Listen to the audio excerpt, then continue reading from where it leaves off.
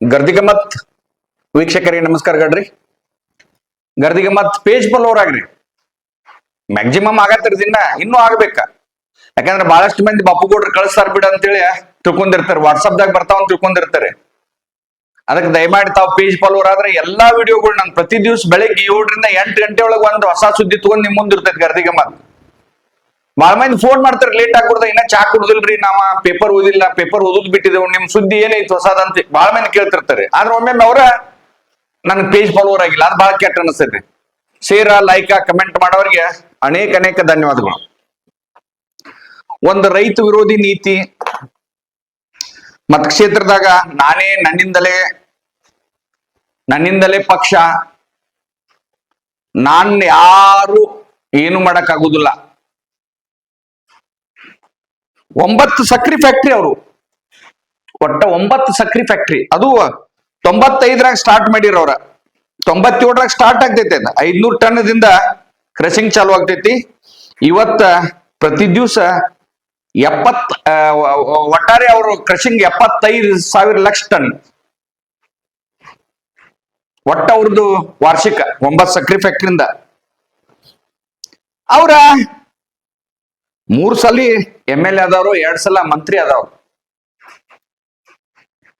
ಆದ್ರ ಈ ಒಂದು ಜನರಿಗೆ ಬ್ಯಾಡ ಆದ್ರ ನಾವು ಸಕ್ರಿ ಫ್ಯಾಕ್ಟ್ರಿಯಿಂದ ಏನ್ ಬೇಕಾದ್ ಮಾಡ್ತೇವೆ, ನಮ್ ಕಡೆ ಎಷ್ಟು ನೌಕರ್ ಅದಾರು, ನಮ್ಮನ್ನ ಕೆಡವಾಕ್ ಯಾರಿಗೂ ಸಾಧ್ಯ ಇಲ್ಲ, ನನ್ನ ಕಡೆ ಎಲ್ಲಾ ಐತಿ, ದುಡ್ಡು ಐತಿ, ಆ ಮನಿಗೆ ಹೋಗಿ ಚುನಾವಣೆದ ಮುಟ್ಸುವಂತ ವ್ಯವಸ್ಥೆ ಐತಿ. ಇವ್ರು ಕರೋನಾದಾಗ ಸಾಕಷ್ಟು ಕೆಲಸ ಮಾಡಿದ್ರು, ಮನಿಗೆ ಸಕ್ರಿ ಕೊಟ್ರಿ, ಏನ್ ಮಾಡೋದ್ನೆಲ್ಲ ಅವ್ರ ಮನಿ ಚುನಾವಣೆ 2023 MLA ಚುನಾವಣೆ ಎಲ್ಲಾ ಮಾಡಿದ್ರು.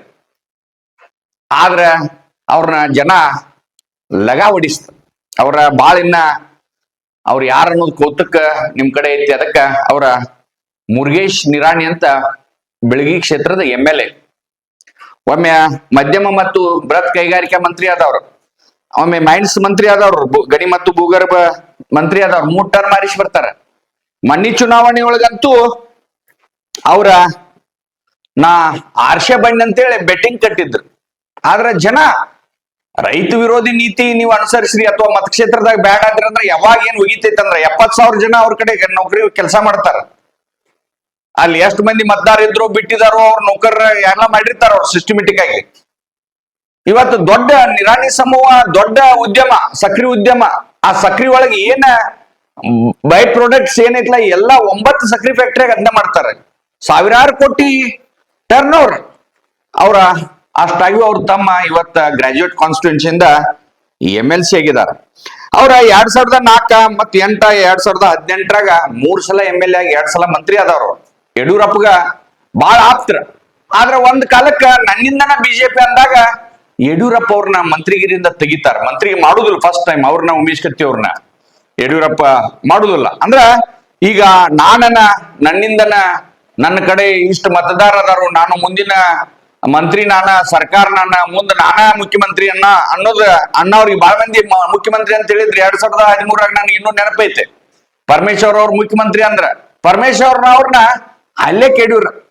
ಪರಮೇಶ್ವರ್ ಕ್ಷೇತ್ರದ ಕೊರಟಗಿರಿ ಕ್ಷೇತ್ರದಾಗ ಕೆಡವಿ ಬಿಟ್ರ ಪರಮೇಶ್ವರ್ನ. ಆನಂತರ ಅನೇಕ ಜನ ಅನ್ನವ್ರನ್ನ ಮುಖ್ಯಮಂತ್ರಿ ಖರ್ಗೆ ಅವ್ರ ಆಗ್ತಾರ, ಬಹಳ ಪಕ್ಷಕ್ಕೆ ತ್ಯಾಗ ಮಾಡಿದವ್ರ ಅಂತ ಅಂದಾಗ ಅವ್ರ ಧರ್ಮಸಿಂಗ್ ಮುಖ್ಯಮಂತ್ರಿ ಮಾಡ್ತಾರ. ಆದ್ರ ಸೀನಿಯಾರಿಟಿ ಒಂದ್ ಪಕ್ಷಕ್ಕೆ ದುಡ್ದವ್ರಂದ್ರೆ ಹೆಚ್ಚಂದ್ರೆ ಮಲ್ಲಿಕಾರ್ಜುನ್ ಖರ್ಗೆ ಅವ್ರು ಇವತ್ತ AICC ಅಧ್ಯಕ್ಷರಾಗಿದ್ದಾರೆ. ಮುಖ್ಯಮಂತ್ರಿ ಇನ್ನೂ ಮಟ್ಟ ಆಗ್ಲಿಲ್ಲ. ಆದ್ರೆ ಒಂದು ದಿವಸ ತುಟಿ ಪಿಟಕ್ ಅನ್ಲಿಲ್ಲ, ಪಕ್ಷದ ವಿರೋಧ ಎಂದೂ ಮಾತಾಡ್ಲಿಲ್ಲ ಅವ್ರು. ಆದ್ರ ಈ ಮುರುಗೇಶ್ ನಿರಾಣಿ ಭಾರತೀಯ ಜನತಾ ಪಕ್ಷದ RSS ಮೂಲದಿಂದ ಬಂದವ್ರು. ಒಂದ್ ಹಟ್ಟಿಗೆ ಬಿದ್ದ ಸಕ್ರಿ ಫ್ಯಾಕ್ಟ್ರಿ ಮಾಡಿದವ್ರು. ಅವ್ರ ಕಬ್ಬ ಒಯ್ಲಾರ್ಕ ದೊಡ್ಡ ರೈತರು ಇವ್ರು. 100 ಎಕರೆ ಜಮೀನ್ ಕಬ್ಬು ಒಯ್ಲಾರ್ಕ ಸಕ್ರಿ ಫ್ಯಾಕ್ಟ್ರಿ ಮಾಡ್ತಾರ. ಎಲ್ಲಾ ಫ್ಯಾಕ್ಟ್ರಿಗಳಿಗೆ ಅಡ್ಡಾಡ್ತಾರ. ಅವ್ರು ಯಾವ್ದೋ ಒಂದು ಜೀವನ ಕಥೆ ಒಳಗೆ ಹೇಳಿದಾರ. ಯಾರು ಕಬ್ಬು ತಗೊಳುದಿಲ್ಲ, ಗಾನ ಮಾಡಕ್ ಮನ್ಯಾಗ ಒಪ್ಪುದಿಲ್ಲ. ಆಮೇಲೆ ಪ್ರಾಯೋಗಿಕವಾಗಿ ಅವರ ತಮ್ಮ ಒಂದ್ 500 ಟನ್ನಿಂದ ಶುರು ಮಾಡ್ತಾರು. ಇವತ್ತು 9 ಸಕ್ರಿ ಫ್ಯಾಕ್ಟ್ರಿ ಆಗಿದಾವ. ಒಣ್ಣೆದಾಗ ಮತ್ತೊಂದು ವಿಚಿತ್ರ ಅಂದ್ರ ಸ್ವತಃ ಮುರುಗೇಶ್ ನಿರಾಣಿ ಅವ್ರ ತಂದೆಯವ್ರು ಒಣ್ಣೆ ಇಲೆಕ್ಷನ್ ಕುಂತಾಗ 2004ರಾಗ ನನ್ನ ಮಗಗ್ ಓಟ್ ಹಾಕ್ಬೇಡ್ರಿ ಅಂತ ತಂದಿದ್ರಂತೂ ಅದನ್ನ ನೆನಪು ಮಾಡ್ಕೋತಾರ ಮುರುಗೇಶ್ ನಿರಾಣಿ ಅವರು.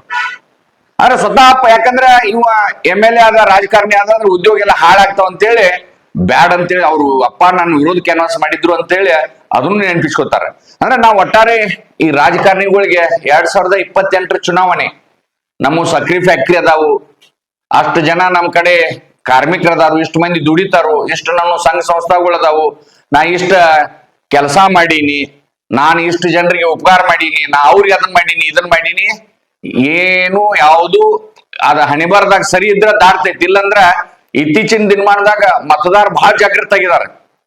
ಇವತ್ತಿಯ ಯಾವ ವ್ಯಕ್ತಿ ಏನ್ ಅದಾನ ಅನ್ನೋದು ಎಲ್ಲಾ ಈ ಸೋಷಿಯಲ್ ಮೀಡಿಯಾಗಳ, ಈ ವಾಟ್ಸಪ್ ಫೇಸ್ಬುಕ್ ದಾಗ ಏನ್ ಬರತ್ತಲ್ಲ ಎಲ್ಲಾರ ಇತಿಹಾಸಗಳು, ರಾಜಕಾರಣಿಗಳ ಇತಿಹಾಸಗಳು, ಬಹುಪಾಲ್ ರಾಜ್ಯದ ರಾಜಕಾರಣಿಗಳ ಇತಿಹಾಸ ಎಂತಾದೈತಂತ ಎಲ್ಲಾ ಮತದಾರ ಮುಟ್ಟತ್ತಾವ.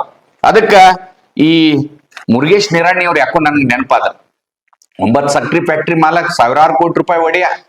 ಆದ್ರ ಮೊನ್ನೆ ಅವ್ರನ್ನ 2023 ಚುನಾವಣೆ ಒಳಗ ಮಕಾಡೆ ಮಲಗಿಸ್ತಾರ.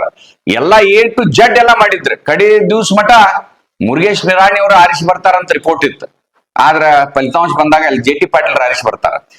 3 ಸಲ ಆದವ್ರ. ಅಂದ್ರ ಈ ಮತದಾರ ಮನಸ್ಸು ಮಾಡಿದ್ರ ಏನ್ ಒಂದೇ ಒಂದು ಮತ, ಒಂದೊಂದು ಮತದಿಂದ ಏನ್ ಬೇಕಾದ ಆಗ್ತೈತೆ ಅನ್ನೋದಕ್ಕ ಇದೊಂದು ಸಣ್ಣ ಉದಾಹರಣೆ. ಅದಕ್ಕ ಈ ಏನ ರಾಜಕಾರಣಿಗಳು ಅದರಲ್ಲ ಎಲ್ಲಾ ಬಿಟ್ಟು ಬಿಡ್ರಿ ನೀವು.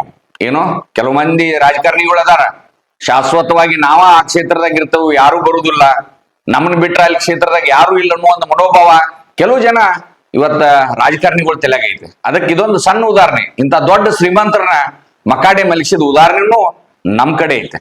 ಇನ್ನು ಇಂಥ ಅನೇಕ ಉದಾಹರಣೆಗಳು ನಾ ಮುಂದಿನ ದಿನಮಾನದಾಗ ಕೊಡ್ತೀನಿ. ಇವತ್ತಿಷ್ಟು ಸಾಕು. ನಮಸ್ಕಾರ.